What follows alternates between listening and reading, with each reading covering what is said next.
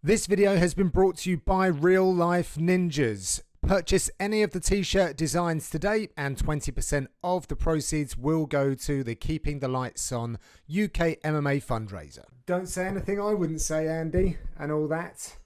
No problem. I've already issued to my very limited audience that we shall not be talking about recent events in the football industry in relationship to broadcast, presentation, commentary or otherwise. But we can talk anything else. Okay. Well, we're going to let the room populate.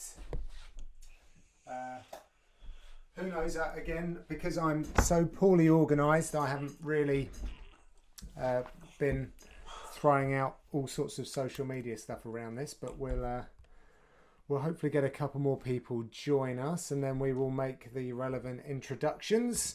Let me see if I would like to say, John, that in app and broadcast terms, we are at the moment one of the we're not the first to push our boats off the shore and search for South America, but we are certainly Europeans in galleons heading out. We're just not right at the front of the bunch. This is a brave new world of apps and broadcast. We might lead to nothing. We might discover the new world. Exactly that. So we're into it, Andy. So I think we have a couple of people coming in now. So we should cater to our audience. So let me first off the bat say hello, John Gooden here. You may recognise the voice. I do speak with a UFC microphone, and I often do some producing for them and other bits and pieces like that. And I'm delighted to be joined tonight by Andy Friedlander, a man who I met at the UFC, and we have continued our friendship. He has imparted much wisdom in my direction, and I think that you should be getting involved in lots more things like this, Andy, because you have a very unique, as we discussed earlier, perspective on sports broadcasting because you put on events. But of course, you have held that UFC microphone yourself as well as many others. So I hope I'm not selling you short, but if you can give us a top line, Andy, of your resume, we'd be grateful. Absolutely. 5'11", 195 on a good day. Brown hair, slightly balding at back. Capricorn, cusp of Sagittarius, 47 game. Coffee's my thing. Broadly speaking, though, John, you're right. We met back then on the UFC. I've been in front of the cameras and microphones at major sports events for 20 plus years, and certainly in the last 10 through my own business have been producing major events. And in a nutshell, that means, as you take a good example of the UFC, John, all you need is two guys, an octagon, and a decent referee, and the correct equipment and a timer and some judges. Everything else that you build around that is what we do for many, many other different sports. So from content through to commentary, through to the lights, the cameras, the rigging, the performances artistically, the ceremonies, the everything. If you imagine, that's how we consume sport as an entertainment medium now. So that is my area of expertise. Wonderful. I think to put you in the loop of what we often speak about here, Andy, stuff... I wanted to ask that about what the guys need, what they want, what they're after, what they're interested in. Yeah, exactly. And it's kind of taken me down probably all the different routes from where I thought it might. So I have been putting together a set of courses related to sports broadcasting in the areas that I feel like I've got a bit of experience. So interview technique, or rather asking good questions, commentary and presenting. So I thought that I'd be coming on here and people would be asking me lots of very technical details about how all of that stuff works. Alas, that has not been the case. And we've been getting in some very interesting areas about like authenticity and social media, things of that nature. But I see we have a friend here, Tom, who I'm going to invite up. I'm sure Tom has things to ask to kick us off and help us get along. I just want to say, if anyone's just joining us, particularly Drew, I think has just tuned in. Tom's coming up. Oh, he's gone. That was quick. Maybe he was in the hallway.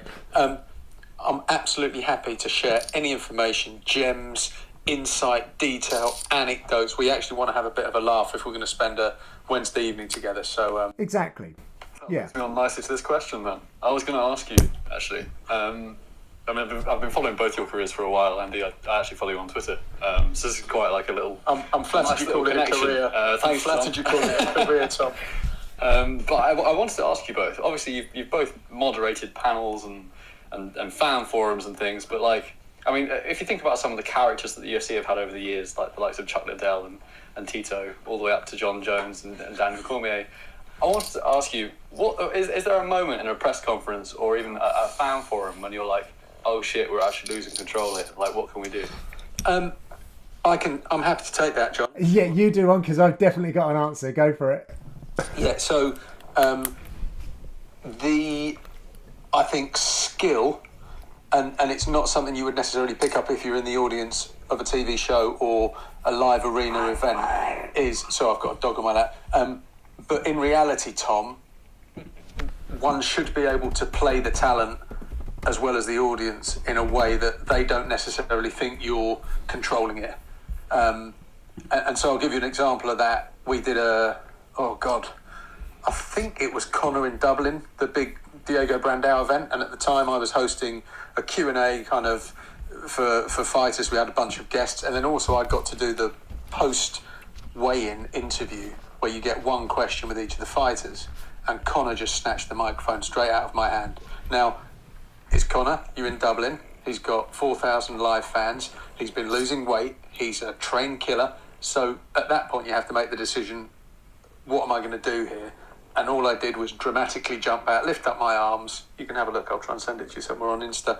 And you accept that he's got more control than you have.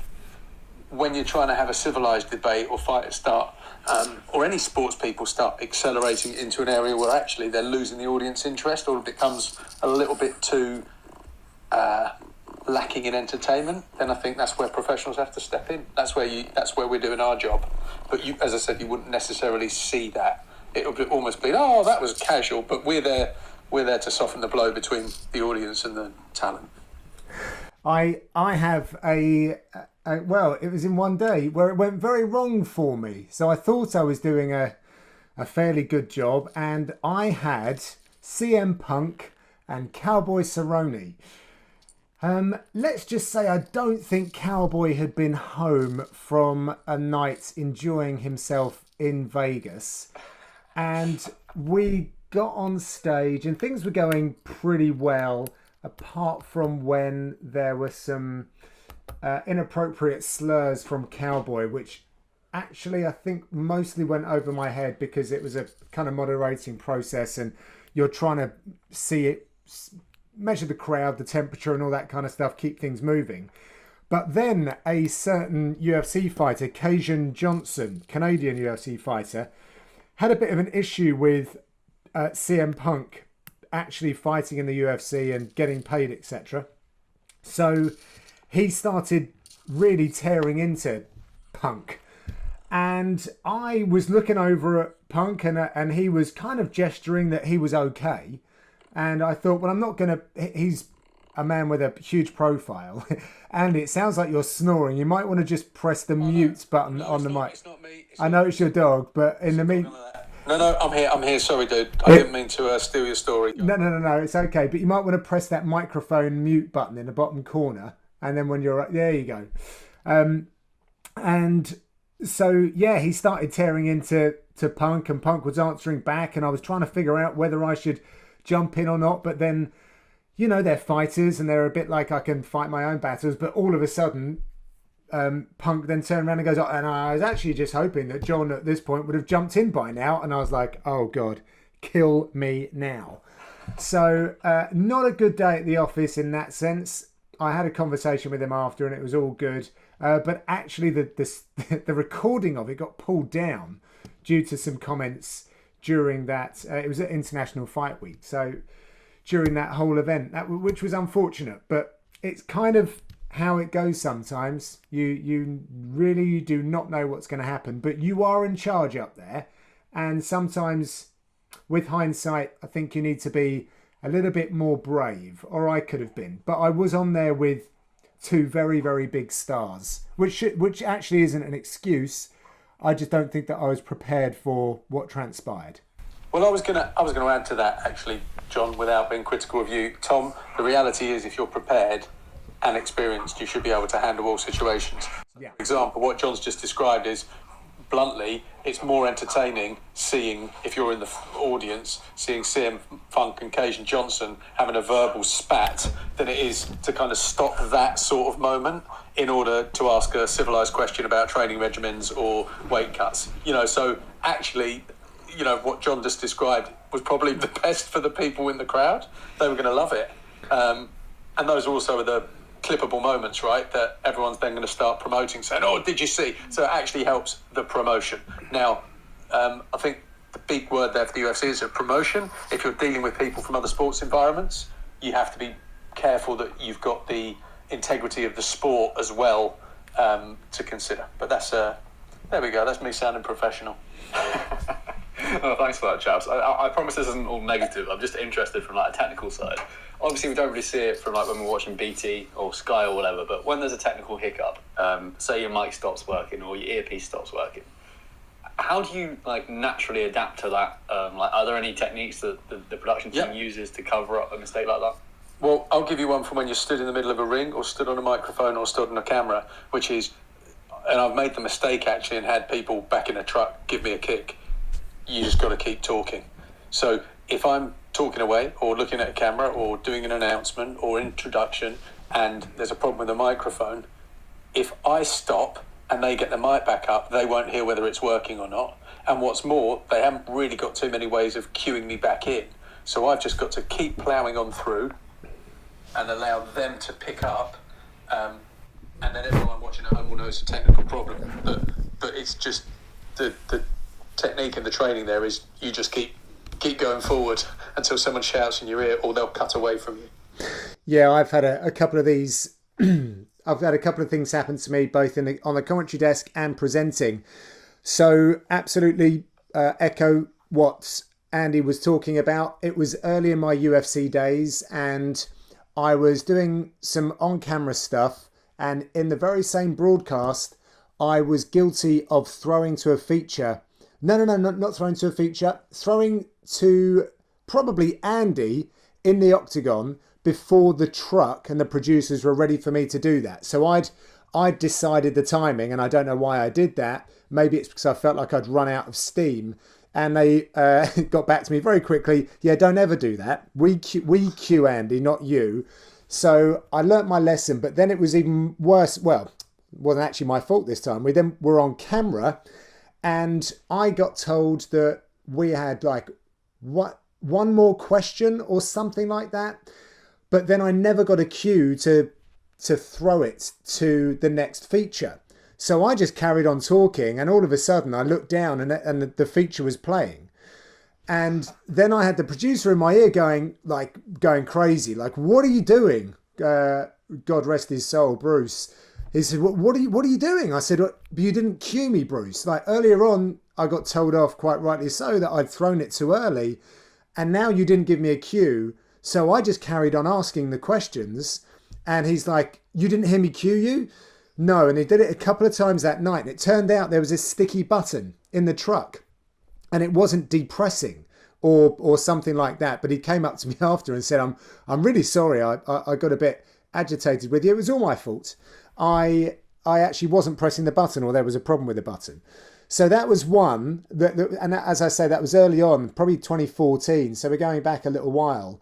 And then I've had a situation where it was like an F1 pit stop where the commentary desk, the mixer, was faulty. And I don't know if it was like a communication thing back to the truck or whether we couldn't hear them.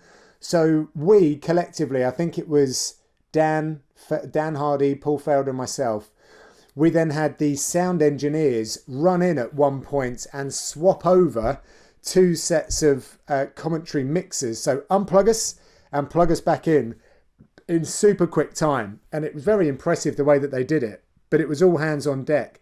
But when you've got live fighting going on, they've got to time that moment, just like you would do trying to time a promotional script. But we got away with it. So, yeah, you just have, listen, it is what it is. You have to accept the moment. You have to be a professional and carry on. Just always assume that the mics are live and that you're rolling and keep on talking. That leads me on nicely to my next question. Sorry, I feel like I'm just bombarding you guys. No, it's all good. In terms of prep, so obviously we see people like Bruce Buffer, Michael Buffer in the boxing, holding these big prep cards, right, when you're reading out like a fighter's record or something like that. But I'm always fascinated by like the colours and the highlighting, and like basically I want to know like how do they cram so much in and also retain that information? Like is it just like a natural thing where they read the card and it's the same card every week, so they can kind of pick it up? But do they do it themselves? Like so make a big distinction here. What John does in terms of preparation, being able to call up stats, facts, histories, anecdotes, wife's names, training partners, all that kind of stuff, is a very different process. And the reason is there is a narrative that he can follow or a commentator can follow. Meanwhile, the play-by-play is going to do the analytics of what you're seeing right in front of you. So if you like, John would set the scene and, in the instance you mentioned, Paul Feld will do the technical analysis of what's happening as you watch it to give a deeper understanding for viewers. Realistically, Bruce, Michael, myself, Jimmy Lennon Jr., Joe Martinez, whoever, you've got a very specific window to say something very specific, and in a way that you're trying to basically dramatise what is, it's Tom. So what you need to do is ensure, and I'll, describe the card, you would use a different font, you'd have a different font, colour, size, shape, structure, in order that you know exactly, for example, the weight, how many wins, losses, draws, no contest they've had, not only the weight of the contest, but what they weighed in at, because that's a crucial part in terms of, in particular when it comes to UFC and purses. Then you have where they're from, or let's say they're a Brazilian training out of American Top Team, where they're fighting out of, and then you've got their name, their nickname. So although it seems like a very small amount of information by comparison to what John would have, you've got a minute to do it, you need to hype it, and also, as John mentioned, you've got a producer shouting in your ear, go, you've got set cues, times to turn around. You also need to put on a show. We did the O2 in London, and you've got... John, do you remember who fought that? Was it Jimmy Manuwa? And Alexander Gustafsson? I think it was. Oh, no, I'll tell you what it was. It was... Bisping Silva. Okay. So fight. Yeah, and you're turning around, and before you do the intro to the fight, A, you've got Michael Bisping, B, you've got Anderson Silva. So you're already in the zone. And then you look cage side, and you've got Damien Hirst, Charlie Hunnam, Guy Ritchie, and you've got a 1 minute slot to dramatise the hell out of the fight that everyone's queued to see and 16,000 people are cheering for. So the reason you have that card is less for explicit detail, read out. It's more, I know Michael Bisping is, I know his fight record, I know where he's from, but you want to be able to look down and make sure you absolutely smash it, because these aren't song lyrics, they change each time depending on the fighter. So funnily enough, when I started, I got Bruce's cards and pretty much copied the format, and then you go on to adapt it according to your style. And also there's various sponsor elements. Are you looking at a camera? You don't want to be reading someone's details out when you're staring down the lens of a camera, so you need to then know how it's going to be shot, in order that when you're looking down the lens, you're not when you should be looking down the lens, you're not reading off a piece of paper, because that's the moment of connection with the audience. So it's look, I'm reading out stuff loudly. I'm not in there to get punched in the face. I'm not like a Mark Goddard or a Rich Mitchell or a Herb Dean, having my career judged by a load of other judges and they're making life and death decisions. I'm just reading some shit out, Tom. So let's not dress it up. But there is both an art and a science to it. And clearly, the baseline of that is the more experience you've got, the better. I kind of wanted to ask you this question later, but I'm just going to go for it now. It's a bit more of a personal question to both of you, but you've both been at some of the biggest venues, not just in terms of the UFC, but the world stage, right? I wanted to ask you, what's your favourite arena? And more preferably, why is it your favourite arena? Like, is there a specific moment, or is there something technical about it that just makes your life a lot easier? You go, Johnny. I've been asked this before, and I can't help but be influenced by the city. So I love Sydney. In actual fact, I love Australia. So going to work in Australia, Sydney or Melbourne, I'd say more strongly Sydney. I just love that place. But actually, when you're asking specifically the venue, I'm thinking, I don't actually. It's not nondescript, but there's nothing particularly redeeming about it. I'll tell you where is special, and that's the Globe in Sweden. It is exactly how it sounds. It's a globe-shaped building, so it's very steep, and you look up and it feels like the fans are literally hanging over you, and the acoustics in there are pretty amazing.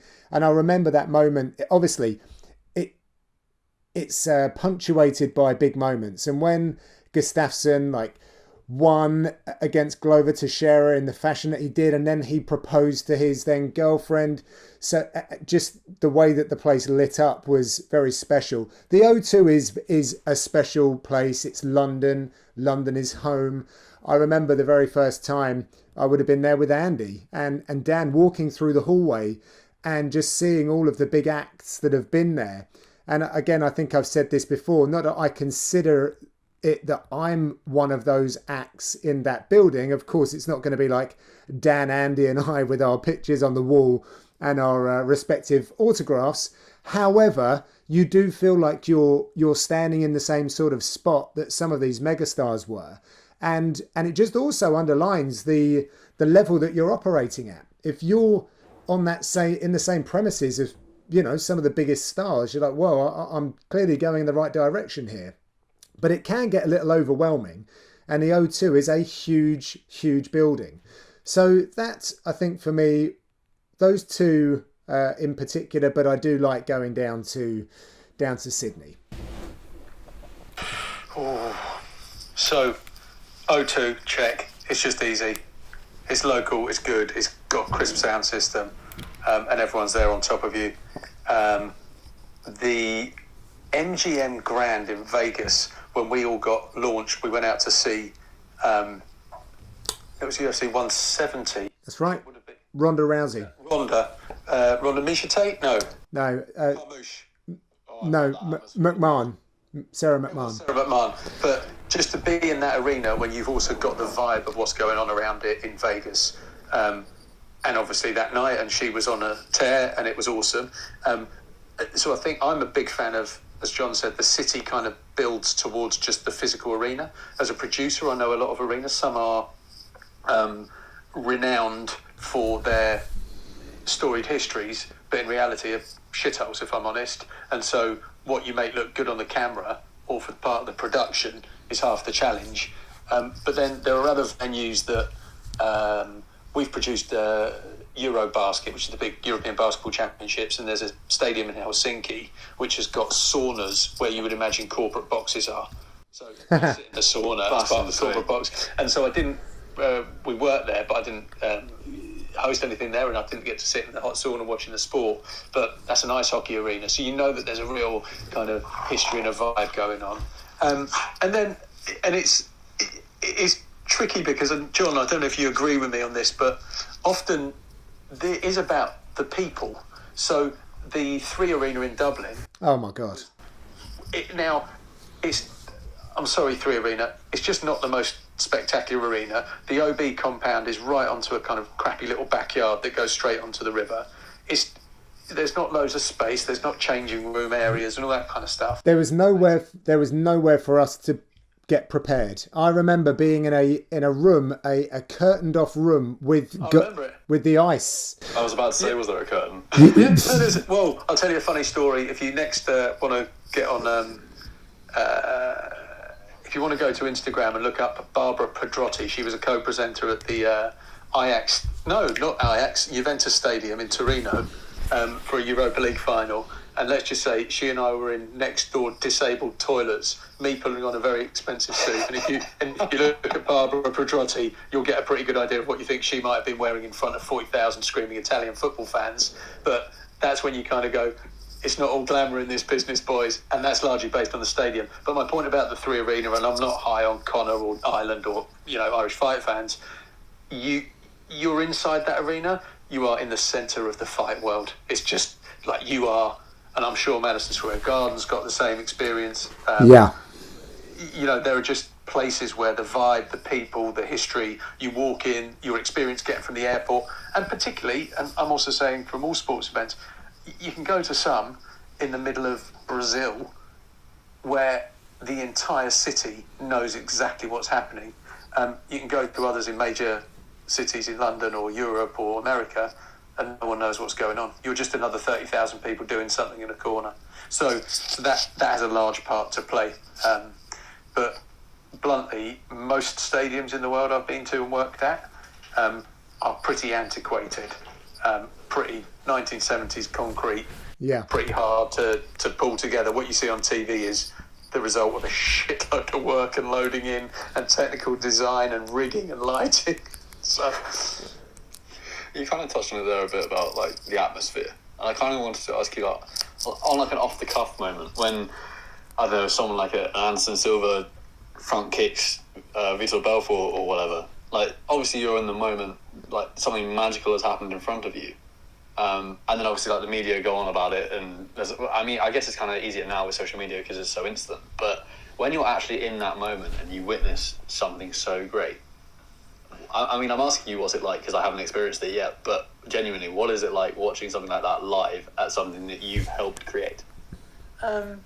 Just briefly, and John, you obviously have got a shed load of fight experience of those moments. I mean, zillions. You've got a T-shirt brand based upon your response to someone doing I don't even know what to call it. What was it? A spinning heel kick? Yeah, something of that nature, yeah.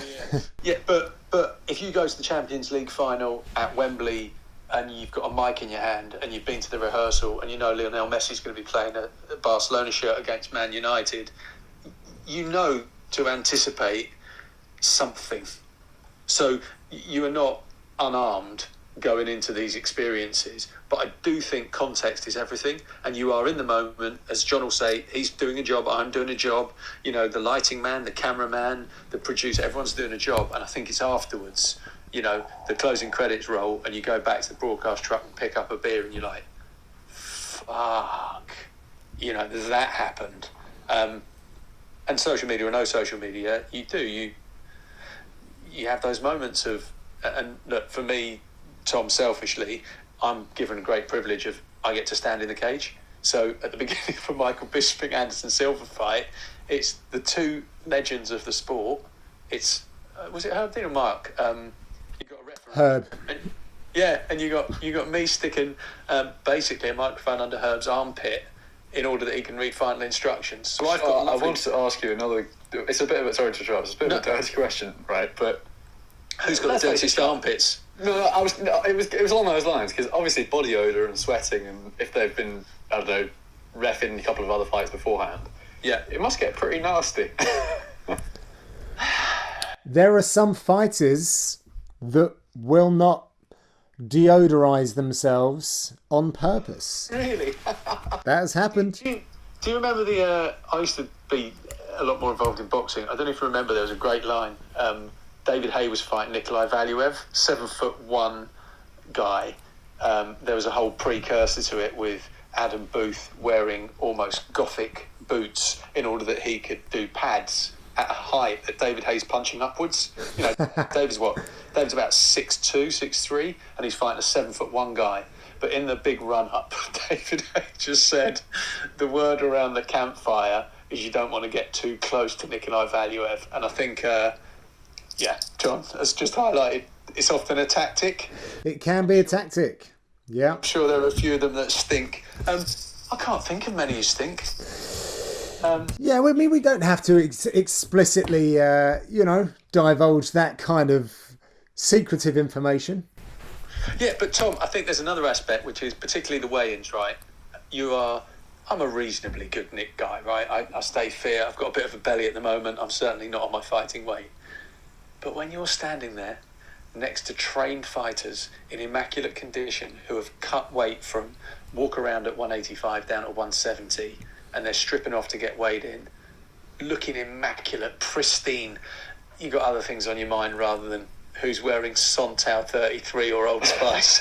It's like you are looking at these awesome specimens. And look, if you've ever walked into a room where a whole bunch of fighters are getting ready for a weigh-in, there is the smell of fear, anxiety, farting, body odour. There's testosterone. There's a rich, thick atmosphere that once you smelled it once, you kind of go, oh, yeah, I know what that is.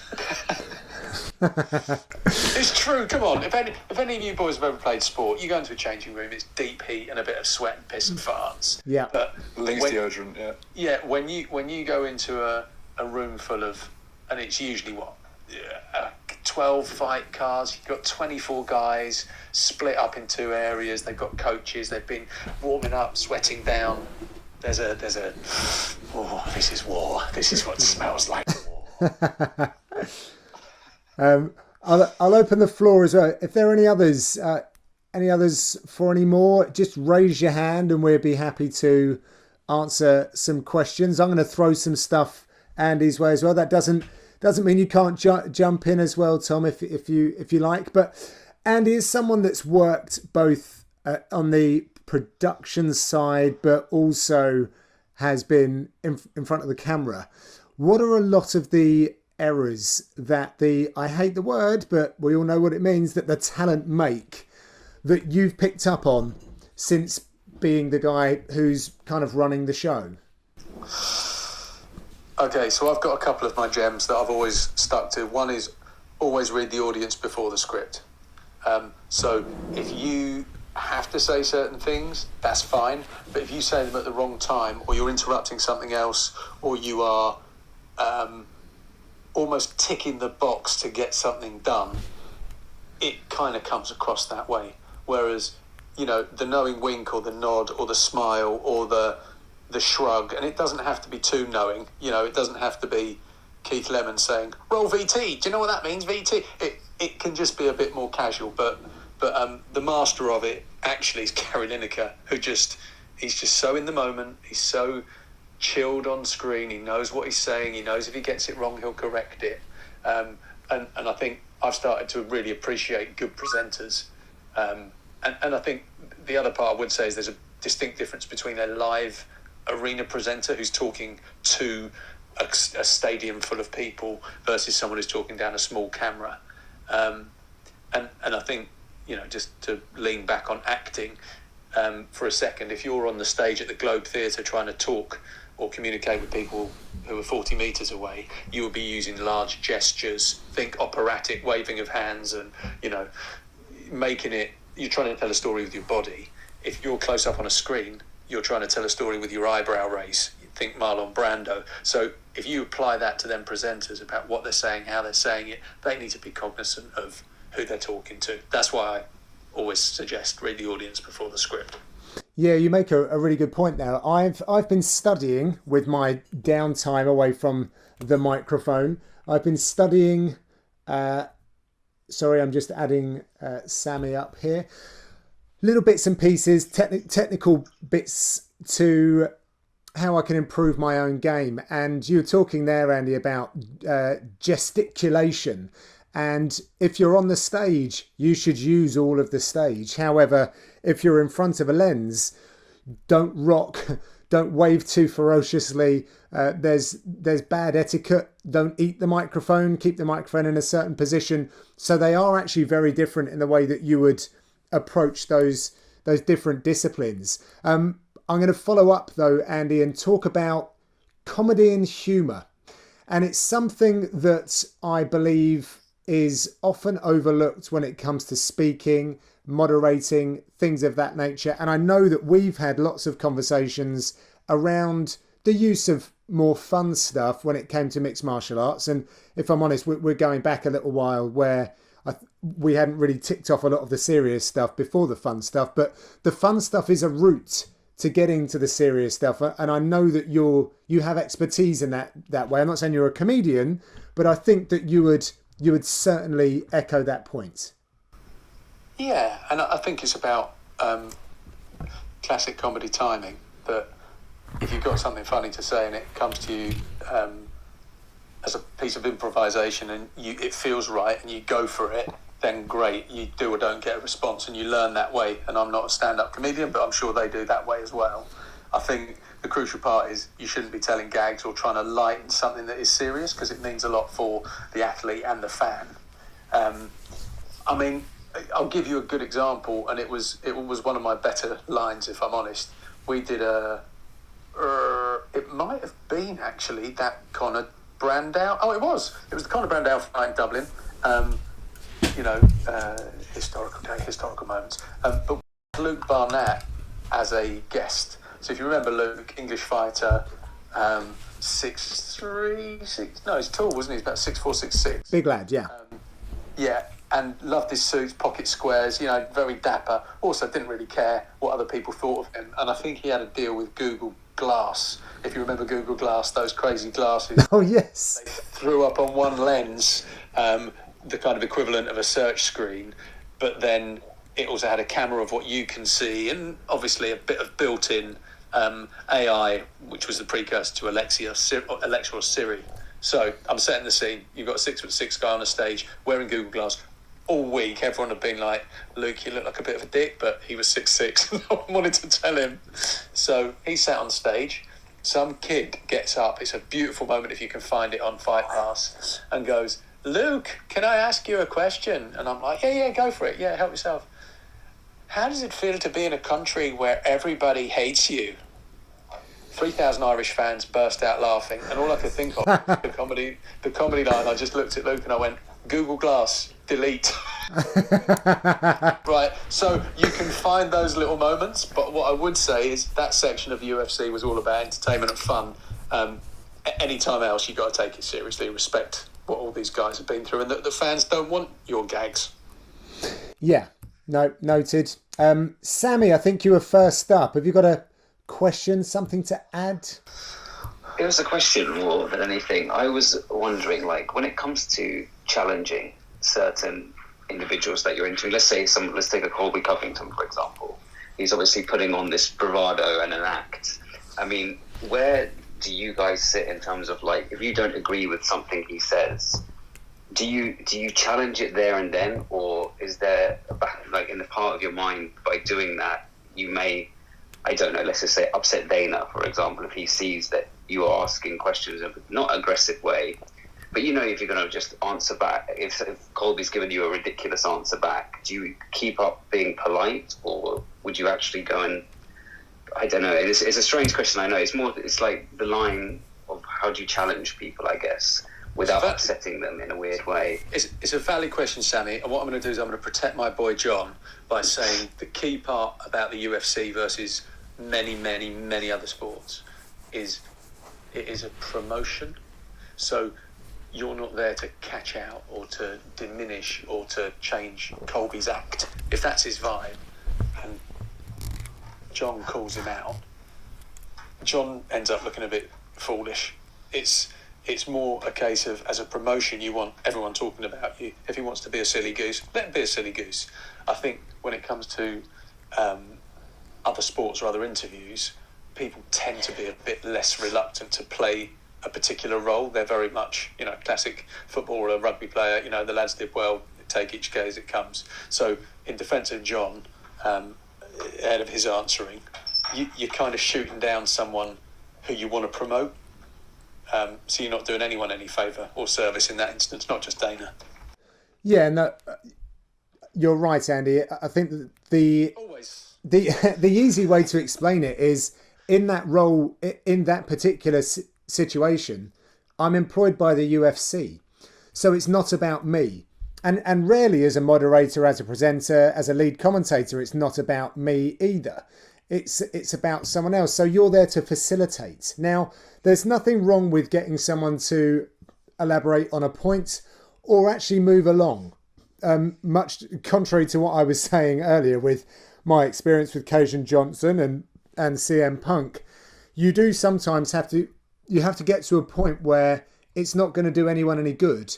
So it's worth interjecting. But if we consider, was it Tyron Woodley and Colby? No, it was Usman, wasn't it? And Colby on the desk.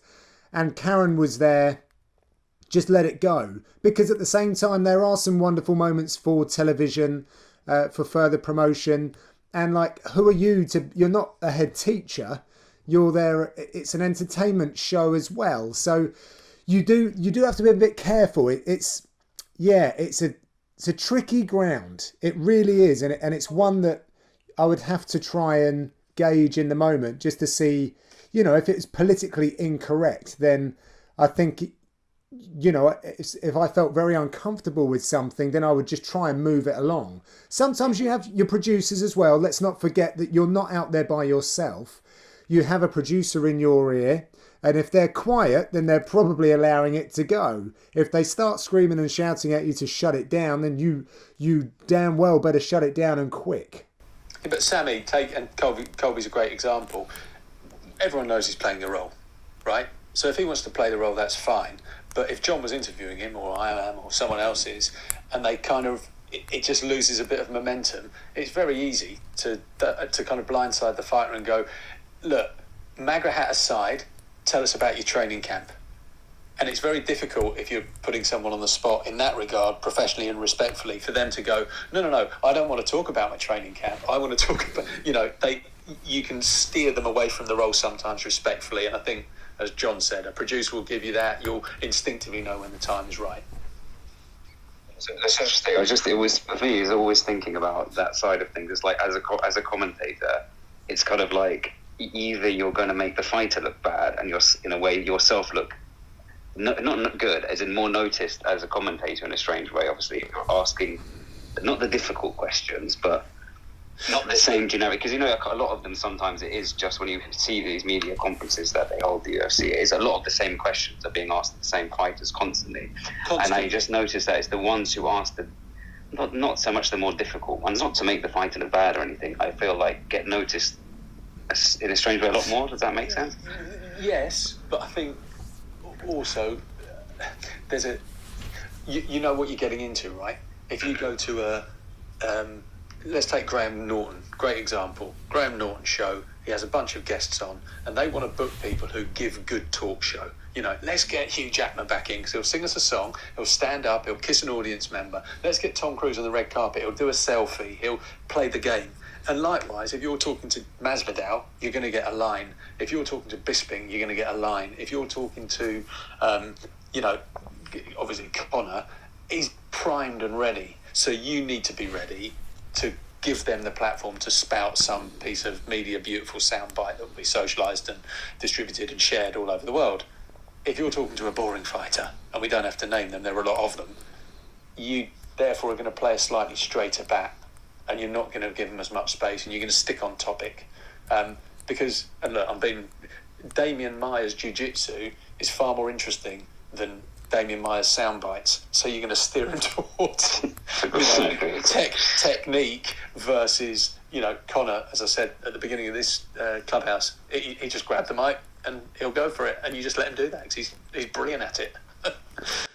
Yeah, Sammy, you've got to be careful about I don't know if this is an area that you're looking to get into, but you say like asking the more difficult questions. Sometimes being too smart will bite you in the arse. I've seen it happen a couple of times where I've sat down with people and we've spoken about what they might ask, and they've crafted this really interesting question that I got it, but it wasn't that obvious, and it just fell flat on its face. It was like, well, I'm glad we asked that because we got nowhere with it. So I know why the questions that we hear are often asked. I'm not going to speak badly of my media counterparts who attend a lot of these things, but yeah, you're right. You hear similar sorts of things, and that's, I think with in different forums, you get to ask different questions, which is why I like to visit fighters in their own environment, if you like, at their home gym where they're more comfortable. If you can get them in their own home, it's even better. and you can actually interact with the environment as well. So you can work off of different points when you're asking these questions. But it is a more sterile environment when you're at a press conference, and yeah, but you've got to be careful not to go too difficult, because then you don't want it to be so challenging for someone to answer that you completely shut them down or you grind the press conference to a halt. But I do feel like there could be some more skillful questioning in some of these types of forums. Yeah, Sammy, I think the other important part, and it's an old communications theory actually, which is the message is the medium. So without going into explaining it in too much depth because it will bore everybody, in essence, if John sits down with Jack Hermanson at his gym, he's expecting John to ask him questions about his training, his personal life, his family setup, his ambitions. Whereas if you put him in front of a crowd at a Q&A when he's not fighting, then you're expecting that environment to be a bit more jovial, laughing, joking. So, if a fighter is interviewing another fighter, in the case of, DC or Felder or whoever, they can ask technical questions about the fight, the progress, how they felt. I think it would be less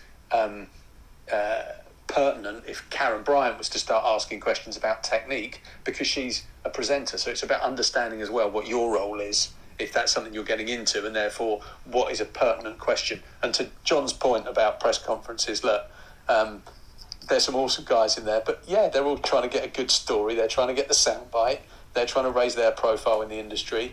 And it wouldn't be perceived in a particular good way if they stood up and almost asked a question out of the paradigm of a press conference, because everyone else would be like, what are you wasting your time for, mate? So there's pressures on all of us. Thank you, guys. No, that was the main question, but I appreciate it. No, Thanks. not at all. Are you planning, Sammy, is that your world? Are you trying to get in or are you trying to get out? No. I was half trying to get in, I'm randomly in aviation, so it's a very different field, but I'm a very big MMA fan. Have been for quite some time, and I've always been told that broadcasting would be something I'd be quite good at in a strange way. And obviously I've been watching these conferences now for years and years and years, and obviously there's been this massive evolution in them. And obviously with the ESPN coming on board, obviously there was a big financial boost, and if you compare it to Bellator and all the others, there's obviously night and day difference between them. But I just found it more interesting. Obviously, you see the same kind of not commentate. Not commentate is not the right word, because some of them are just obviously interviewers asking the questions. But you're right, at home or in their gym, it's completely separate. I just felt like sometimes you watch the questions and you feel like, have these questions been given to them to ask, and they know the answer already in a weird way, like the easy questions. And that's why I always wondered. It's just like I wonder if people actually ask the more. So if you ever so slightly take not the smart questions. I'm not even like that to embarrass them. But think from just a slightly fractured view. Sorry. If you're writing for MMA Junkie or Bloody Elbow or whoever, your question has to be getting the insight as to who the winning fighter wants to fight next, or what did you find surprising, or tell us about XYZ incident, because that's the key part. You've got to then try and sneak in, I'm sure, your quirky question about, what was the thing with your hands behind your back, or, what did you say at this point in secret to your coach? But they've got a duty to report the news, so they are going to ask the formulaic questions about the broad, recognisable questions to get the right answers, and then go for the quirk. Yeah, well put, Andy. Yeah, they need to get the body of the article, which is the low-hanging fruit typically. Yeah. Now, this is it, isn't it? That's the thing I was about to say. Like, they've become so. I don't know if it's been very recent, but I've noticed it in particular in the last year and a half, especially on Instagram in particular. Now, those key, even everyone's putting them out there. ESPN would always drop them out there. Just a very quick question with their answer, but obviously it benefits the commentator who's asking that question, because they're getting brought up and reshown and tagged, and then they're getting refollowed. Yeah. It's an interesting one. Yeah. Now, I'm probably going to butcher your name. Is it Noam? Noam? I'm really sorry if I've got that wrong. Do you have a question for Andy or myself? Oh, yeah. Hi, John. Sorry, I had to pull over. I was on the freeway right now. But so I was just wondering. So, what are your thoughts on former MMA fighters transitioning into the commentary section? Like for example, a good example would be Michael Bisping. I think his debut commentary was in Brazil with you. I forgot the main event, but it was in Brazil, and he had an incredible debut. I actually loved his commentary. I loved his reactions to hits. It was really cool. I was just wondering what your thoughts are on that. Can I jump very quickly in to set John up, which is just known to, and first of all, thank you for putting it over on the freeway. That's responsible action. But just to make the clear distinction, so a commentator, this is my view as a producer as well, a commentator like John is the one who's done super deep research into backstories, previous matchups, histories. This is the first time in championship round, that's the fastest knockout in UFC history, blah, blah, blah, blah. Like, it's a deep, rich way of bringing to life these characters. And let's be honest, if you're not interested in the character, you don't care whether they win or lose. You then transition into the style or the role of a Dan Hardy, a Michael Bisping, a Paul Felder, a DC, to an extent a Rogan, who are talking about the technique, about the experience of being a fighter, and giving you a much better understanding as a fan and a viewer about what you are actually seeing. He's now transitioning there. He's moved his leg there for this reason. He will be feeling X, Y, and Z at this point. And I think it's just, before John gives you his view, I just want to make that distinction that there are very different commentary roles. One is play-by-play, and the other is, what would you call yourself, Mr. Gooden? Well, I'm a play-by-play or a lead, and then the other guy is the colour or the analyst, or colour analyst. I think I'd say I really like it. So coming up through grassroots mixed martial arts, I was lucky to be paired with either former fighters or active fighters who could give you a really good perspective on what was happening. But as you climb up through the shows, and I went from Watford Coliseum, which is the city that I live, in a town hall, if you like, to then... It's not a city, John. Say again? It's not a city, mate. Come on, Watford. Okay. And then we move up to Cage Warriors, where you start talking about European level stuff. So now you really need to have a fighter that has travelled, because otherwise you're not giving me as many places to go. And it sounds like I'm bashing on a guy called Josh Palmer, who I did a majority of my Cage Warriors work with, and it really wasn't his fault, but I had more fight experience than Josh had. He was a very competent grappler. So it worked because he had a wonderful vocabulary. He was super keen for the sport, but I could never ask him what it was like to get front kicked in the face, elbowed in the temple, or what it was like to make the walk. And these are all elements that help me out when I'm trying to paint that picture that Andy was saying, not just about the individuals, but the environments and what they are embarking upon, because it is very unique and some people just will never get to feel that. So it's nice for them to get a description from someone who has trodden the boards. And then you mentioned Michael Bisping. There are very, very, very few sports people in general that have been on the kind of roller coaster ride that Michael Bisping has. There's not a lot that he hasn't gone through or done. So I can literally ask him anything and he'll have an answer. He'll have an anecdote. He'll certainly have an opinion. So I think it's very important for organisations like the UFC to have notable champions or veterans that can add those tones to a broadcast, so that when, Jorge Masvidal is walking out to a rematch, or even if Jorge Masvidal walking out to that first fight with Usman, he's taken that championship opportunity on 6 days' notice. Well, guess what? Michael Bisping took his his championship winning performance on, 10 days notice. He was on a film set before, not miles apart. So I would really leverage that point so that you could give a perspective of what Jorge Masvidal might be going through, the pros and cons of that particular situation. Someone like Bisping gives you that.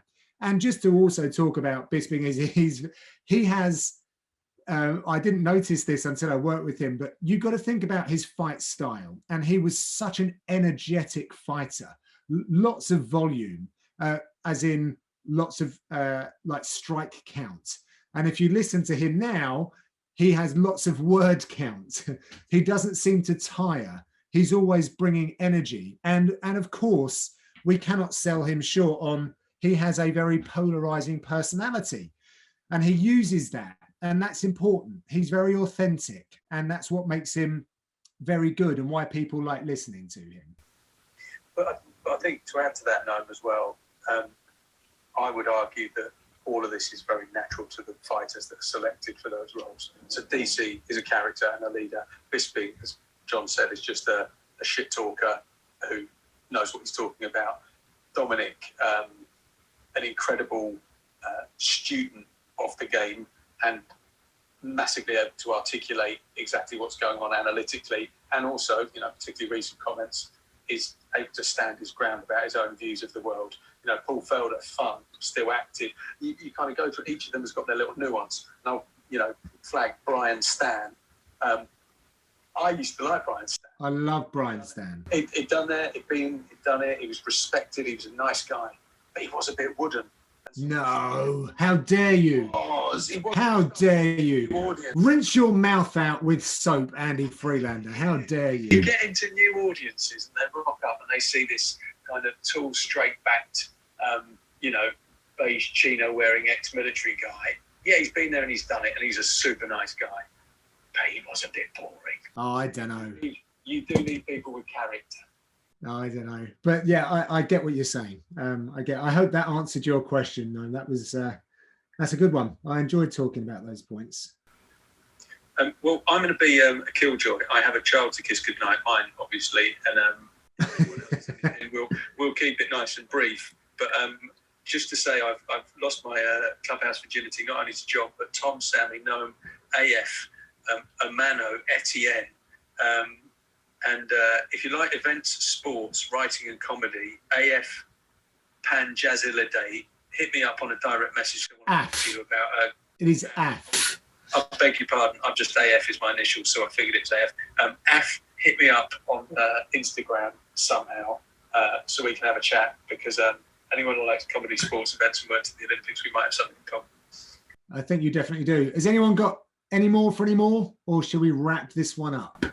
I want to ask when we're seeing you bow-tied ringside next, John. Well, more probably cage side or octagon side, Andy. Jesus Christ, get the vernacular right. I hope to be back this summer. Hashtag Jake Paul, mate. You take the gig when you get it. Oh, Af's just messaged me, Andy. He'll hook up with you on Instagram.